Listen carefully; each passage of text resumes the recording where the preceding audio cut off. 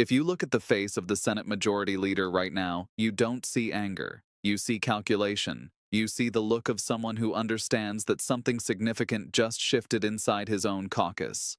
10 minutes ago, the gavel came down in Washington. The sound wasn't dramatic. It wasn't thunder. It was a flat, procedural knock of wood on wood. But politically, it echoed. Because this wasn't just a failed vote, it was a fracture. For 3 months, the White House had insisted that Canada would eventually fold. The message was simple and repeated. The tariffs were coming, the Northern Enforcement Framework was locked in, and Ottawa had no leverage left. The president framed it as strength, as inevitability, as another example of his willingness to push harder than anyone before him. But politics is not theater alone. It is math, it is incentives, it is survival. And tonight, 5 Republican senators crossed the floor and voted no. That's the headline. But the story underneath it is far more interesting. This wasn't a rebellion of longtime critics. It wasn't the usual moderates who occasionally break ranks. 2 of the no votes were predictable. The other 3 were not. They were reliable allies. Senators who had backed the president through investigations, media storms, and party infighting. Senators from states he carried comfortably. The final tally, 48 in favor, 52 against. The bill is dead. And with it, at least for now, the attempt to grant sweeping unilateral authority to impose a 25% blanket tariff on Canadian goods and potentially shut down major cross-border flows without additional congressional approval. To understand why this matters, you have to understand the scale of integration between the United States and Canada. This is not a distant trading partner. This is not an abstract geopolitical rival. The economies of United States and Canada are deeply intertwined. Supply chains don't just cross the border, they loop across it repeatedly. Auto parts move back and forth multiple times before a single vehicle rolls off the line.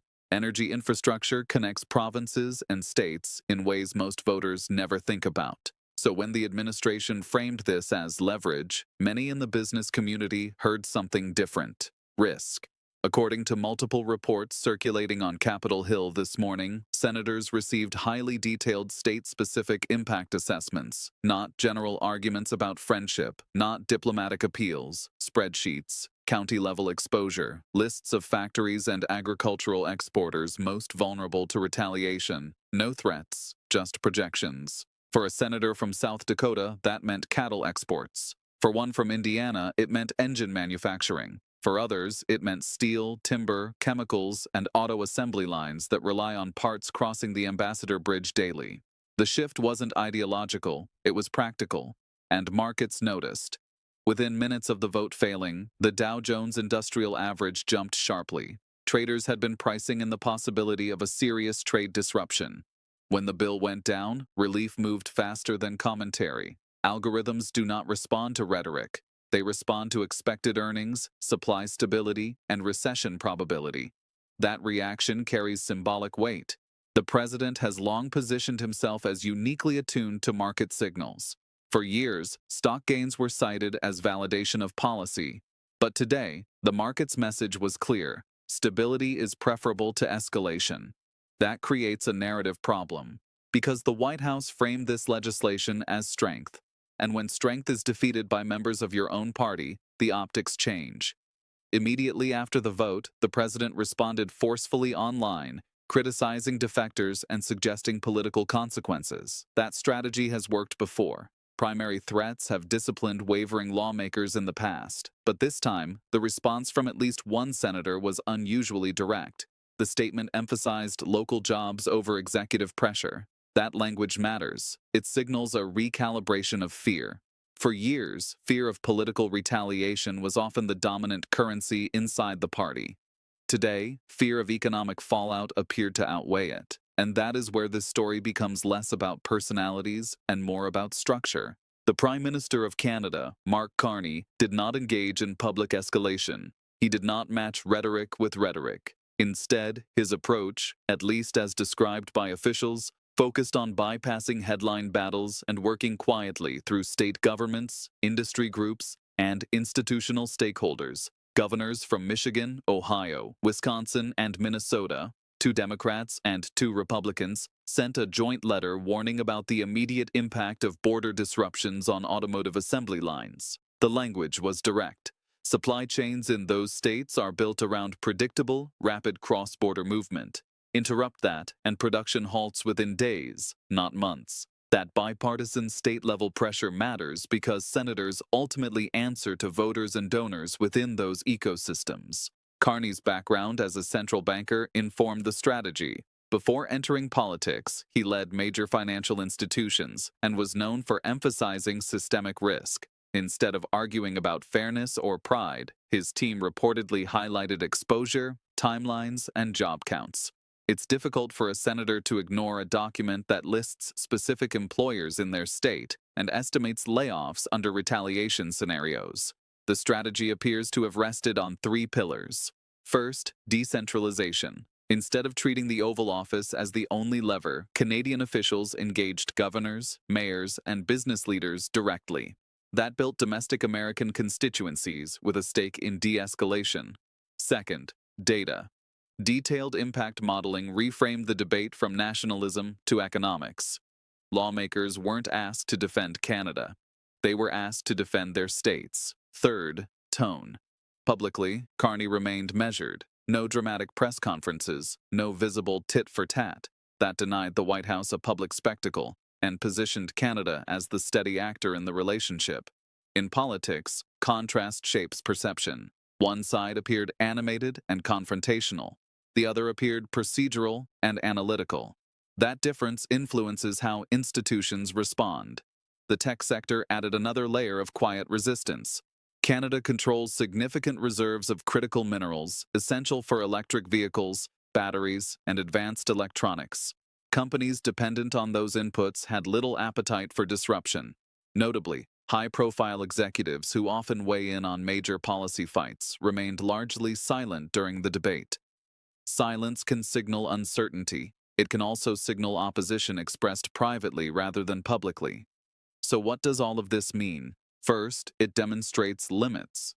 The assumption that a president with a Senate majority can always move signature foreign policy legislation without internal resistance just proved incorrect.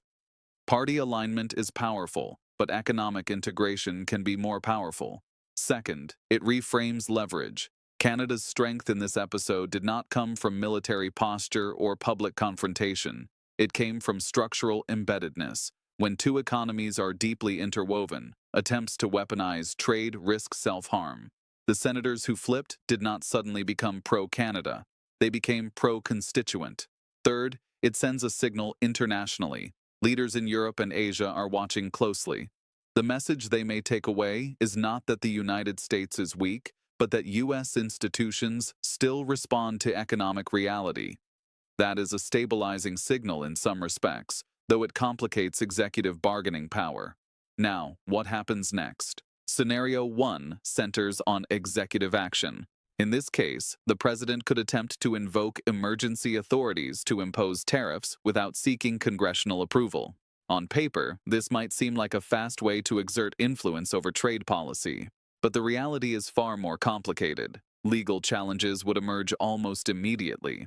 Opponents would argue that Congress had explicitly rejected similar authority in prior votes, making any unilateral move subject to judicial review. Courts, including a conservative-leaning Supreme Court, would be forced to weigh whether such an action circumvents legislative intent. This is not just a question of legality, it is also a test of political credibility. A court rebuke could stall policy, undermine executive authority, and embolden critics both inside and outside the administration. Scenario 2 involves targeted pressure rather than sweeping action. Instead of broad tariffs that affect entire sectors or markets, the administration could focus on narrower interventions. For example, it might increase inspections at ports, slow down administrative approvals, or apply selective trade restrictions on specific goods or countries. This approach creates friction in trade flows without provoking the same level of institutional backlash. It is a more surgical method of exerting influence while staying within the boundaries of established law. Yet even these more limited disruptions carry real costs. Border states and local economies feel the impact. as delays ripple through supply chains and affect jobs, production schedules, and consumer prices. The approach is subtle, but the consequences are tangible. Scenario 3 looks at recalibration driven by political incentives. In this case, party donors, industry groups, and key stakeholders could quietly push for a strategic pivot. If markets continue to respond negatively to aggressive rhetoric and positively to de-escalation signals, the administration may find that restraint becomes more attractive. Political survival is not determined solely by messaging to primary voters. It is also influenced by fundraising capacity, investor confidence, and broader economic sentiment. A careful recalibration allows leaders to maintain credibility with both the electorate and the financial backers whose support sustains campaign infrastructure. Each of these scenarios carries its own trade-offs.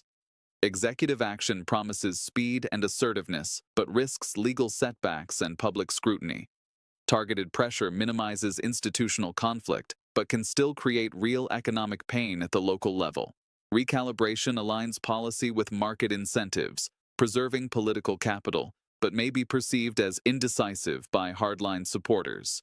In practice, decision-makers weigh these options not only for their immediate effects, but also for their longer-term implications on authority, credibility, and the perception of leadership. The interplay between legality, market dynamics, and political incentives highlights the complexity of modern governance. Leaders must consider how each move will ripple through multiple layers of influence: the courts, Congress, the business community, and the public.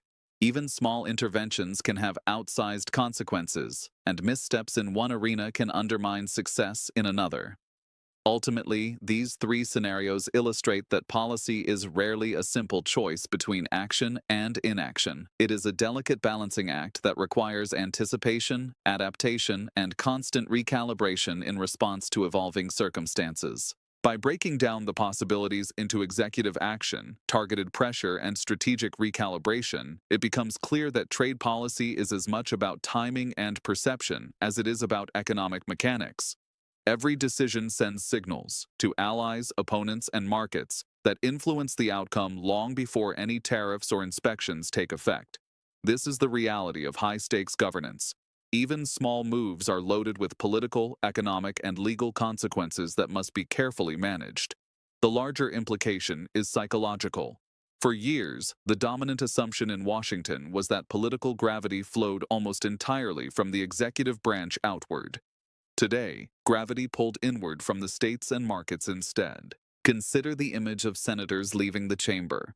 When asked whether they feared presidential retaliation, at least one emphasized fear of facing farmers and factory workers instead.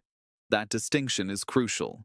It marks a shift from personality-driven politics to constituency-driven politics, at least in this instance.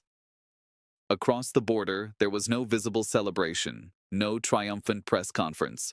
Carney was photographed leaving his office with a binder under his arm, appearing more like a financial regulator finishing a briefing than a triumphant adversary. That restraint reinforces the strategic posture: minimize drama, maximize integration. This episode does not end the debate over trade with Canada, nor does it end tensions within the Republican Party, but it does puncture the perception of inevitability, and perception is power. When a leader's aura of invincibility cracks, even slightly, internal calculations change. Lawmakers begin reassessing risk, donors reassess exposure, foreign governments reassess tactics.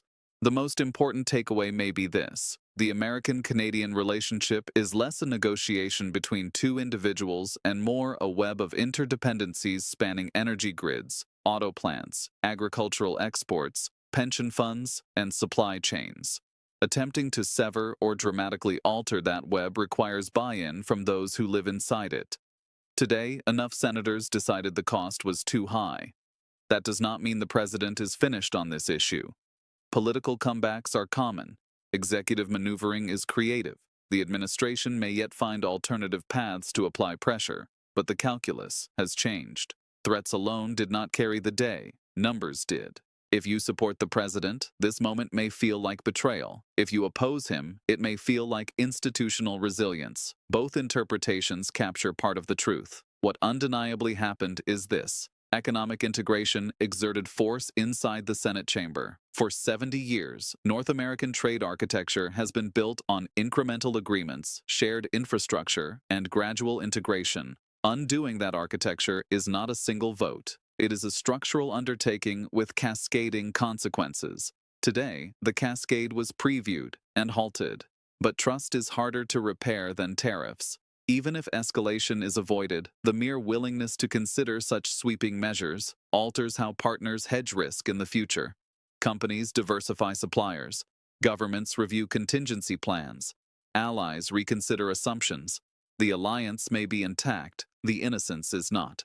So the real question is not whether the bill failed. It did. The real question is whether this was a temporary tactical setback or a strategic turning point. Will the White House double down, seeking confrontation through executive channels? Will Senate leadership quietly discourage further escalation? Will markets continue rewarding stability over brinkmanship?